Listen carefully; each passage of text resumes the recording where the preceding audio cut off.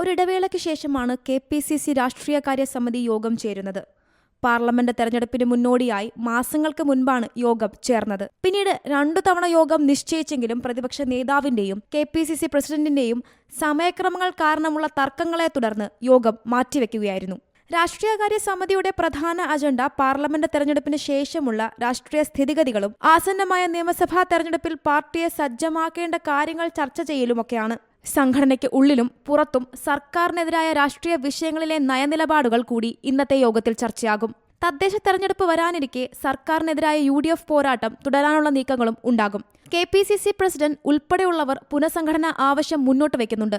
DCCകളിൽ പലതും മാറേണ്ടതുണ്ട്. ഒരു വിഭാഗം പുനഃസംഘടന വേഗത്തിൽ വേണമെന്ന് ആവശ്യപ്പെടുന്നുമുണ്ട്. പുനഃസംഘടന സംബന്ധിച്ചുള്ള കാര്യങ്ങൾ യോഗത്തിൽ ചർച്ചയായെങ്കിലും പ്രതിപക്ഷ നേതാവും KPCC പ്രസിഡന്റും തമ്മിലുള്ള ചർച്ചയിൽ കേരളത്തിലെ ചുമതലയുള്ള AICC general secretary Deepadas Munshi ഇക്കാര്യം സംസാരിച്ചേക്കും. അതേസമയം UDF അധികാരത്തിലെത്തിയാൽ മുഖ്യമന്ത്രി ആരാകണം എന്നത് സംബന്ധിച്ച് മുൻ പ്രതിപക്ഷ നേതാവും നിലവിലെ പ്രതിപക്ഷ നേതാവും തമ്മിൽ ചർച്ചകൾ നിലനിൽക്കുന്നുണ്ട്.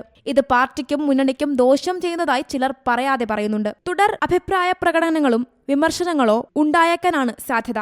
ഇതിനു പുറമെ വയനാട്ടിലെ കോൺഗ്രസ് നേതാക്കൾക്കെതിരായ കേസ്, PV അൻവറിന്റെ UDF പ്രവേശനം, ബ്രൂവറി വിവാദം തുടങ്ങിയവയിൽ എന്ത് നയനിലപാട് സ്വീകരിക്കണം, സമരപ്രക്ഷോഭ പരിപാടികൾ എങ്ങനെ വേണമെന്ന് സംബന്ധിച്ചും ചർച്ചകൾ ഉയർന്നുവരും. പരമാവധി അംഗങ്ങൾ പങ്കെടുക്കുന്ന രാഷ്ട്രീയകാര്യ സമിതിയിൽ ദീപദാസ് മുൻഷിക്ക് പുറമെ സംഘടനാ ചുമതലയുള്ള ജനറൽ സെക്രട്ടറി KC വേണുഗോപാലും യോഗത്തിനെത്തും. ഉൾപാർട്ടി പ്രശ്നങ്ങൾ ചർച്ചയ്ക്ക് വന്നാൽ രൂക്ഷമായ വാദപ്രതിവാദങ്ങൾ ഉണ്ടാകാനുള്ള സാധ്യതയുണ്ട്. Zee Malayalam news, Thiruvananthapuram. ഏറ്റവും പുതിയ വാർത്തകളും വിശേഷങ്ങളും വിരൽത്തുമ്പിലറിയാൻ സീ മലയാളം ന്യൂസ് എല്ലാ ഡിജിറ്റൽ പ്ലാറ്റ്ഫോമുകളിലും ലഭ്യം.